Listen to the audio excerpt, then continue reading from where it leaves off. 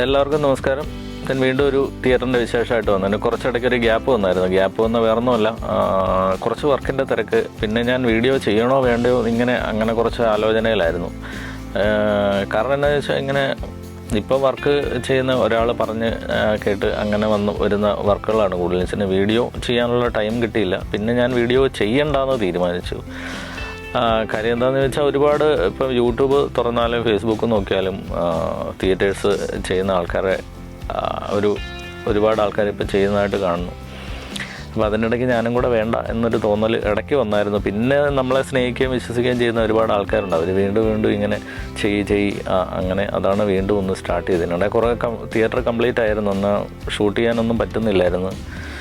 പിന്നെ ഞാൻ ഒന്ന് വലിയൊരു പ്രൊജക്റ്റിനകത്ത് വിട്ടുപോയി. അതായത് ഞാൻ നേരത്തെ സൂചിപ്പിച്ചുള്ള ഒരു റെക്കോർഡിംഗ് സ്റ്റുഡിയോ അത്യാവശ്യം വലിയ വർക്കാണ്. അപ്പോൾ അതിൻ്റെ ഡ്രോയിങ്ങും കാര്യങ്ങളും ബിൽഡിങ്ങിൻ്റെ വർക്കും അങ്ങനെ കുറച്ച് ബിസി ആയിപ്പോയി. അപ്പോൾ വീണ്ടും അതിനിടയ്ക്ക് തിയേറ്ററിൻ്റെ വർക്ക് ഒരുപാട് നടക്കുന്നുണ്ടായിരുന്നു. അപ്പം ഇപ്പം ഞാൻ നിൽക്കുന്നത് കോലഞ്ചേരിയിലുള്ള, എറണാകുളം ജില്ല കോലഞ്ചേരിയിൽ ബിജു സാറിൻ്റെ വീട്ടിലാണ്. ഇവിടെ ഞാൻ കംപ്ലീറ്റ് ചെയ്തൊരു 7.2.4 കോൺഫിഗറേഷനിലുള്ള ഒരു 4K തിയേറ്ററാണ്.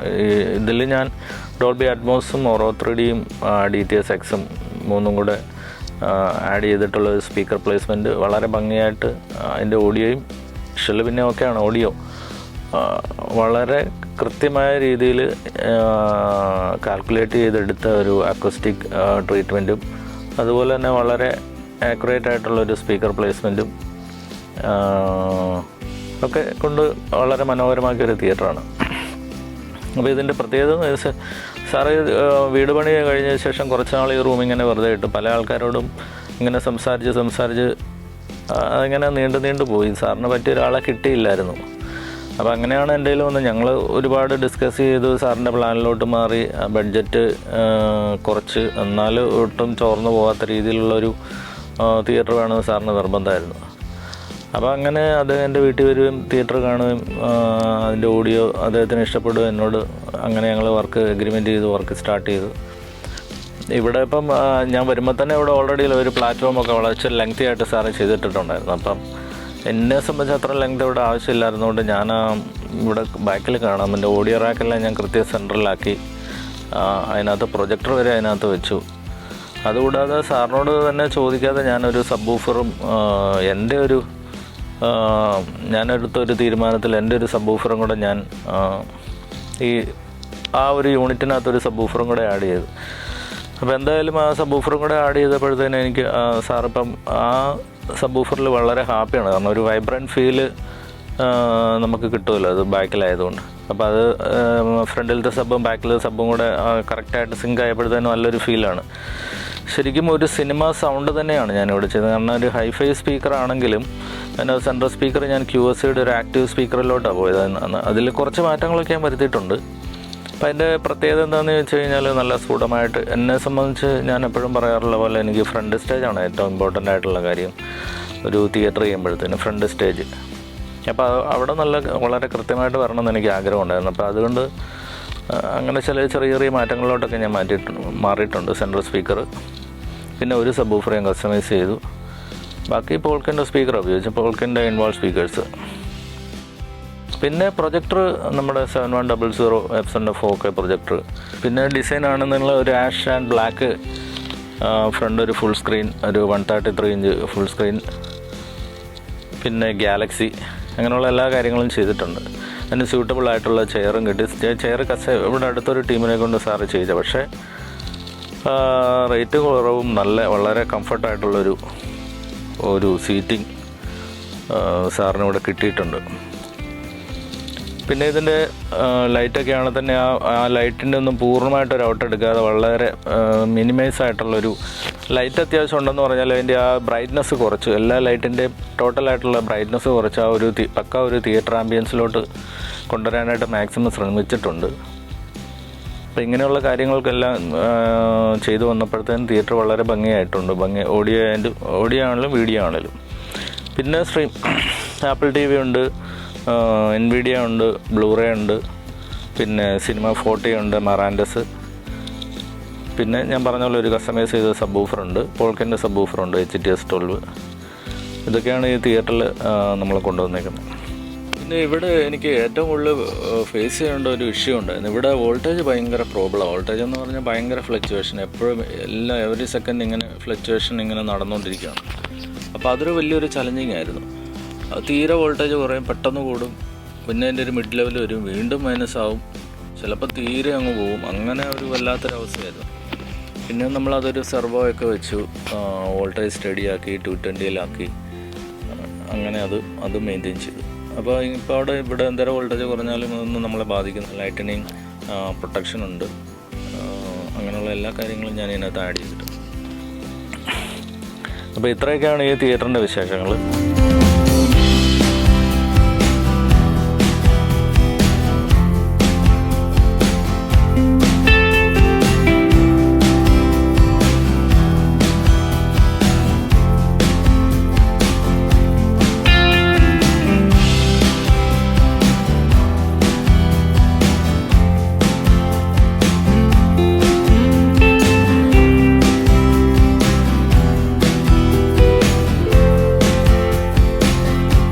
സാറിൻ്റെ തിയേറ്ററിൻ്റെ ഉൾവശം എല്ലാം കണ്ടല്ലോ, സാറ് നമ്മുടെ കൂടെ ഉണ്ട്. അപ്പോൾ സാറ് തിയേറ്ററിലോട്ട് വരാനും വീട്ടിലൊരു തിയേറ്റർ വേണം എന്നൊരു ആഗ്രഹം സാറിൻ്റെ മനസ്സിൽ തോന്നാനും അല്ലെങ്കിൽ അത് കംപ്ലീറ്റ് ചെയ്യാനും ഉണ്ടായ ഒരു സാഹചര്യത്തെ പറ്റി സാറിനോട് നമുക്ക് നേരിട്ട് ചോദിക്കാം. സാറേ ഒന്ന് ഷെയർ ചെയ്യാം. നമ്മളൊരു വീട് വയ്ക്കുന്നത് ചിന്തിച്ചപ്പോൾ മുതൽ എൻ്റെ ലൈഫിലെ ഏറ്റവും വലിയൊരു സ്വപ്നം, ഒരു വണ്ടി മേടിക്കുന്നതിനേക്കാളും സ്വപ്നമായിരുന്നു തിയേറ്റർ ചെയ്യുക എന്നുള്ളത്. എൻ്റെ തറവാട്ടിൽ ചെറിയൊരു വീടാണ്, 2 ബെഡ്റൂമൊക്കെ ആയിട്ടുള്ള ഓടിട്ട ഒരു ചെറിയ വീടാണെങ്കിൽ പോലും അവിടെ ഉണ്ടായിരുന്നു എനിക്കൊരു കുഞ്ഞു പ്രൊജക്ടറും ഒരു സ്പീക്കറൊക്കെ ആയിട്ട്. സ്പീക്കർ എന്ന് വെച്ചാൽ ഓങ്കിയുടെ ഒരു ചെറിയ സിസ്റ്റം. അപ്പോൾ അന്ന് മുതൽ ഇതിനോട് ഭയങ്കര കമ്പമാണ്. അപ്പോൾ ഒരു വീട് 1500 സ്ക്വയർ ഫീറ്റ് മുതലുള്ള പ്ലാനുകൾ പലപ്പോഴും ആയിട്ട് 1500, 1800 അങ്ങനെ പല പ്ലാനുകളും വരച്ചപ്പോഴും അതിലൊരു 200 സ്ക്വയർ ഫീറ്റ് ഞാൻ എപ്പോഴും തിയേറ്റർ എന്നുള്ള ഒരു സ്വപ്നത്തിന് വേണ്ടി മാറ്റി വെച്ചിട്ടുണ്ട്. അങ്ങനെ 2021-ലാണ് ഈ പുതിയ വീട് വയ്ക്കുന്നതും ഇങ്ങോട്ട് മാറി താമസിക്കുന്നതും. അന്ന് എല്ലാവർക്കും അറിയാലോ, വീട് പണിയൻ്റെ ലാസ്റ്റ് സ്റ്റേജിൽ നമ്മളെപ്പോഴും അവസ്ഥ പരിതാപകരമായിട്ട് വരും. അപ്പോൾ ആ സമയത്ത് നമ്മൾ ആ സ്വപ്നം ബാക്കി വെച്ചു. കാരണം പെർഫോമൻസിൽ ഒരു കോംപ്രമൈസ് ചെയ്യേണ്ട, വളരെ ബഡ്ജറ്റ് ഫ്രണ്ട്ലി ആയിട്ട് ചെയ്യാമെന്ന് പല രീതിയിലുള്ള ഓഫറുകളും വന്നെങ്കിൽ പോലും വേണ്ട, നന്നായിട്ട് ചെയ്യാന്നുള്ളൊരു ഫീൽഡിൽ തന്നെ മുന്നോട്ട് പോയി. അപ്പം അങ്ങനെ 2-3 വർഷം കഴിഞ്ഞപ്പോൾ വീണ്ടും ഹൗസിംഗ് ലോണൊക്കെ ഏകദേശം ഒരു നിലയിലെത്തിയപ്പോൾ വീണ്ടും അതൊക്കെ ഒന്ന് പുതുക്കി എടുത്ത് വീണ്ടും ആ സ്വപ്നത്തിലേക്ക് തിരിച്ചു വന്നു. അപ്പോഴാണ് ഈ സിനി ഗാലക്സിയുടെ ഒരു റീൽസ് ഞാൻ ഇൻസ്റ്റഗ്രാമിൽ കാണുന്നത് എങ്ങനെയാണെന്ന് വെച്ചാൽ എൻ്റെ ഒരു സ്റ്റുഡൻറ്റ് എൻ്റെ ഈ ഒരു സാന്ത് കൊണ്ട് ആ റീൽസ് അയച്ചു തരിയത്. അപ്പോൾ അത് കണ്ടപ്പോൾ തന്നെ വീണ്ടും ആ ഒരു ഇഷ്ടം വന്നു. വളരെ ബഡ്ജറ്റ് ഫ്രണ്ട്ലി ആണ്, പക്ഷേ എന്നാൽ കോംപ്രമൈസ് ചെയ്തിട്ടില്ല എന്ന് തോന്നുന്ന ഒരു തരത്തിലുള്ള ഒരു തിയേറ്ററാണ് അതിൻ്റെ അത് കണ്ടത്. അങ്ങനെയാണ് കണ്ണനെ വിളിക്കാനുള്ള സാഹചര്യം ഉണ്ടായത്. എനിക്ക് തോന്നുന്നു അതിൻ്റെ പിറ്റേ ദിവസം തന്നെ കണ്ണനോട് വരികയും വളരെ ഡീറ്റെയിൽ ആയിട്ട് സംസാരിക്കുകയും ചെയ്തു. ഒരുപാട് കൊട്ടേഷൻസ് ഞാൻ ഇതിൻ്റെ അകത്ത് എടുത്തിട്ടുണ്ടെങ്കിലും ഞാൻ കണ്ട ഒരു പ്രത്യേകത, കണ്ണൻ സിനിമയിൽ ജീവിക്കുന്ന ഒരു മനുഷ്യനാണ്. കാരണം ബാക്കിയുള്ളവരൊരു ബിസിനസ് പോലെ തന്നെ സംസാരിച്ചു പോകും. കണ്ണനോട് സംസാരിച്ചപ്പോൾ തോന്നിയ ഒരു ഇൻട്രസ്റ്റ് എന്ന് വെച്ച് കഴിഞ്ഞാൽ സിനിമകളെക്കുറിച്ച് വളരെ ആധികാരികമായിട്ട് പറയുകയും, കണ്ണനന്ന് പറഞ്ഞു എൻ്റെ വീട്ടിലൊരു CD ലൈബ്രറി തന്നെ ഉണ്ട്. അങ്ങനെ കണ്ണൻ വീട്ടിലേക്ക് ക്ഷണിക്കുക. കണ്ണൻ്റെ വീട്ടിലൊരു മനോഹരമായ ഒരു തിയേറ്ററുണ്ട്. അപ്പോൾ അത് ഞാൻ ഏറ്റുമാനൂർ വരെ പോയി, എറണാകുളത്ത് നിന്ന് പോയി അവിടെ പോയി അത് കാണുകയും അത് ആസ്വദിക്കുകയും ചെയ്തു. കണ്ണൻ പറഞ്ഞ പോലെ ഒരു ലൈബ്രറി തന്നെ ഉണ്ട് അവിടെ CD-കളിൽ. എനിക്ക് തോന്നുന്നു ഇപ്പോൾ ഇറങ്ങിയിരിക്കുന്ന എല്ലാ സിനിമകളിലെയും തന്നെ അത്യാവശ്യം ഉണ്ട്.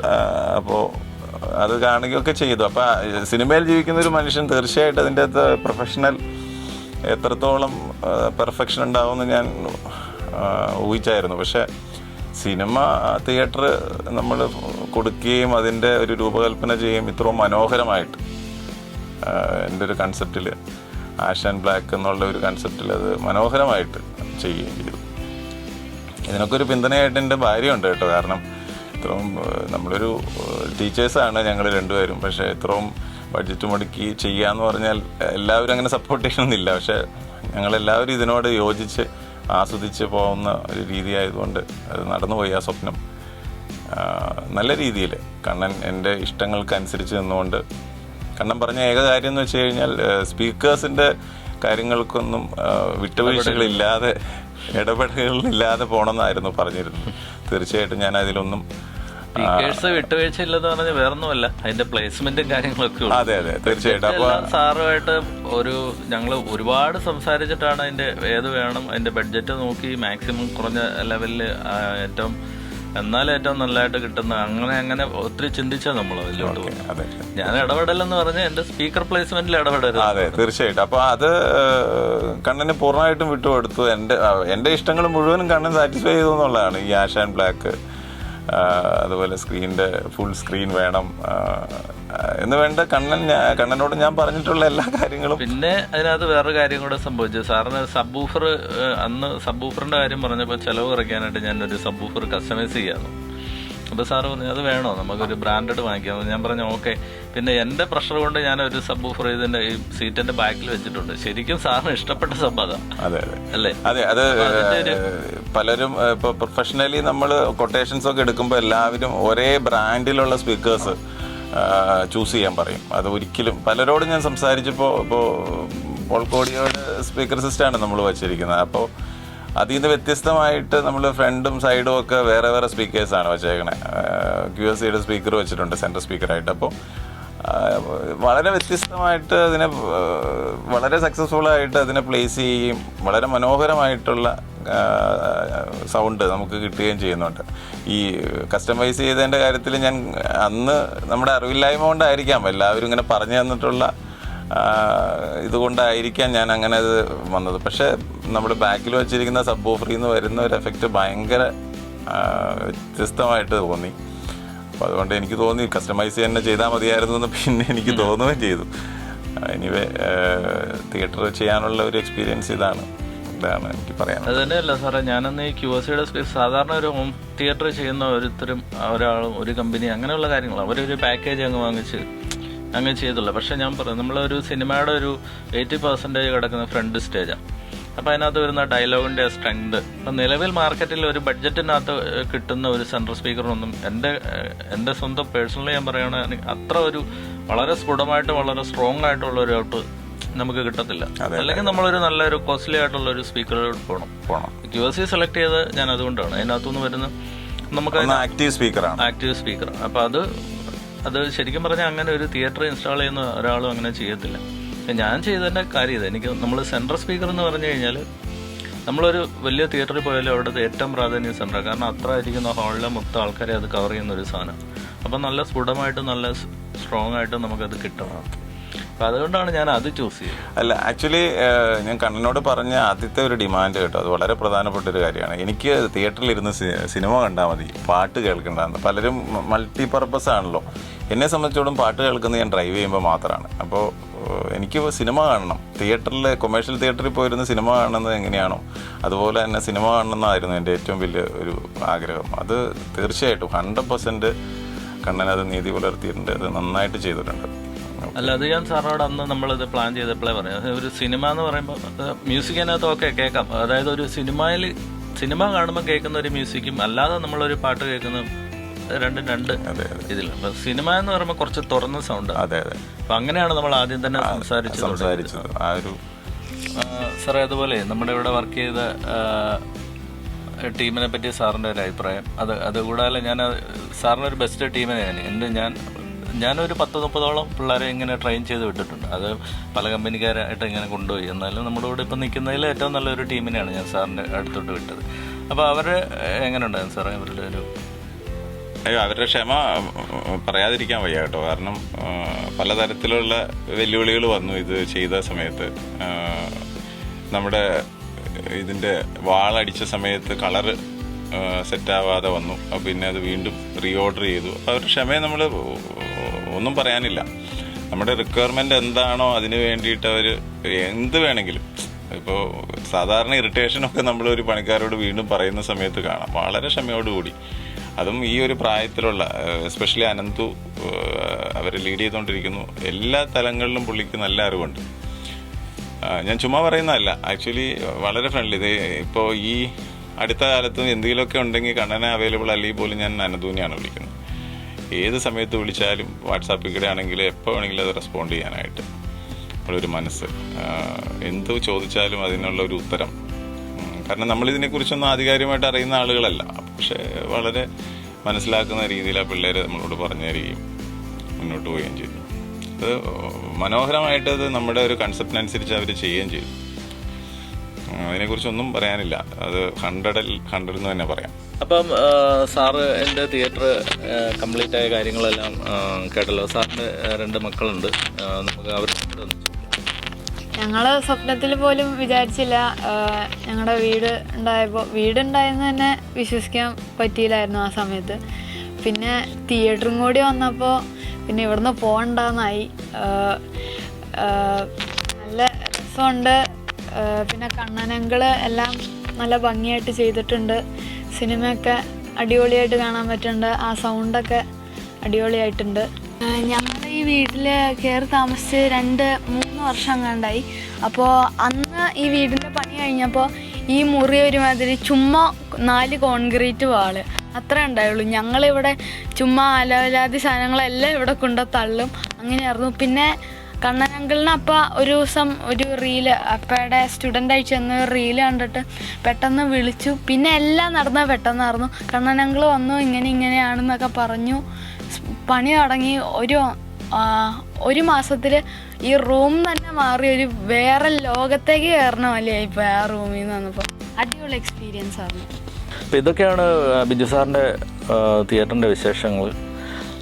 ഒരുപാട് കാര്യങ്ങൾ പറയണമെന്നുണ്ട്. ഇവിടെ നിന്ന് എൻ്റെ സുഹൃത്തുക്കൾ പറയുന്നുണ്ട്, പറയുന്നത് എനിക്ക് ഒന്നും അങ്ങോട്ട് വരുന്നില്ല.